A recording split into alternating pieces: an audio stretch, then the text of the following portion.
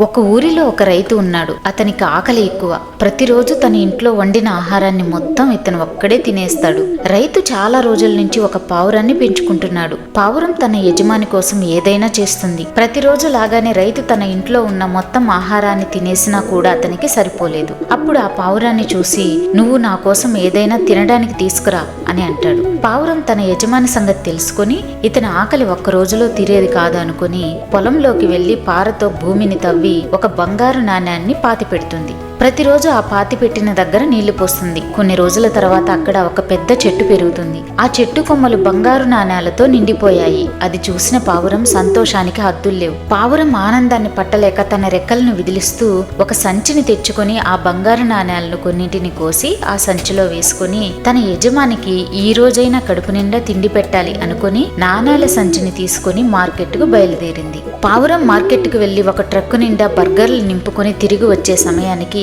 ఉన్నట్టుండి వాతావరణం మారిపోతుంది. ఆకాశం మొత్తం నల్లటి మేఘాలు కమ్ముకున్నాయి. అకస్మాత్తుగా ఒక బలమైన తుఫాను మొదలైంది. తుఫాను బీభత్సానికి బంగారు నాణాలు కాసే చెట్టు కూడా నేల కొరిగింది. ఆ చెట్టుని చూసి పావురం బాధతో కన్నీళ్లు పెట్టుకుంది. ఫ్రెండ్స్, మీరైనా నా బాధను అర్థం చేసుకొని వీడియోకి ఒక లైక్ ఇచ్చి ఛానల్ ని సబ్స్క్రైబ్ చేసుకోండి.